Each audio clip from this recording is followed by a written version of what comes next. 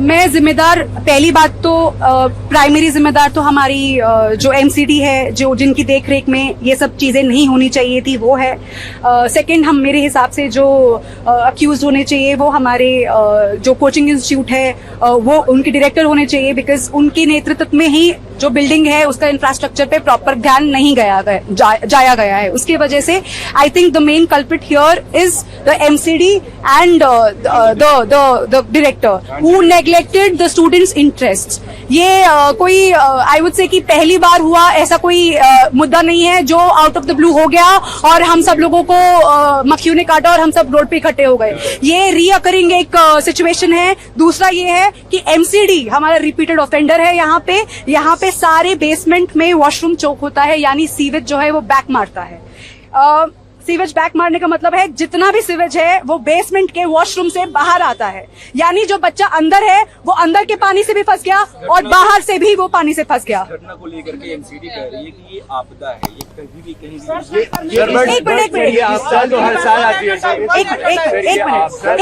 एक मिनट। हम लोग जिन इंस्टीट्यूट्स में पढ़ रहे हैं वो प्रीमियम इंस्टीट्यूट्स है।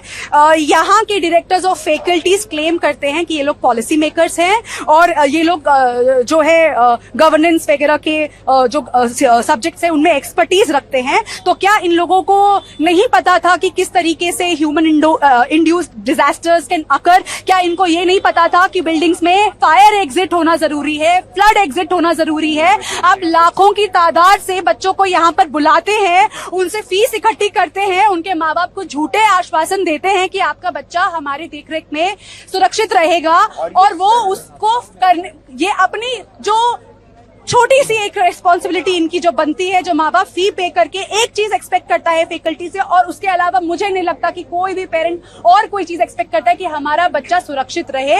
यहाँ पे उनकी जान के साथ जानबूझ के खेला गया है, क्योंकि 3 दिन पहले जो इंसिडेंट हुआ है वो incident was enough to open the eyes of the administration. Everyone kept silence and everyone kept mum over it. Last year Mukherjee Nagar में फायर। आप लोग अभी प्रोटेस्ट कर रहे हो, क्या डिमांड है आपकी? खासकर दिल्ली गवर्नमेंट एक्टिव हुई है। दिल्ली गवर्नमेंट सुनिए हमारी बात, आपका सवाल मैं सॉरी बीच में इंटरप्ट करना चाहूंगी। आपको यहाँ पर समझने की ये जरूरत है कि हम यहाँ पे एस्पिरेंट्स हैं और हम कोई भी पॉलिटिकल मुद्दे एंडोर्स करने यहाँ पर नहीं आए हैं।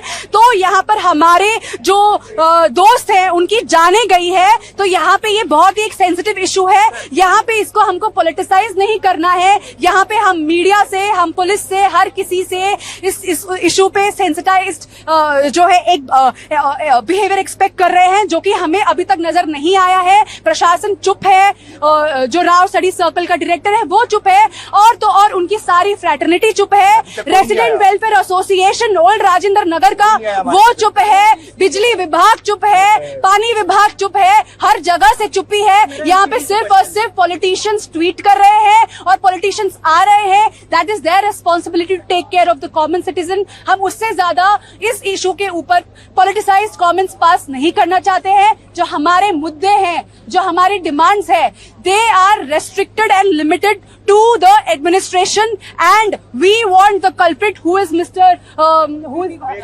Ved Gupta to come here, क्योंकि उनका यहाँ पे ना होना सिर्फ और सिर्फ ये चीज नहीं दिखाता है कि वो कितने चैन से इस इशू के ऊपर रिएक्ट कर रहे हैं, वरना अभी तक उनकी नींदें उड़ जानी चाहिए थी।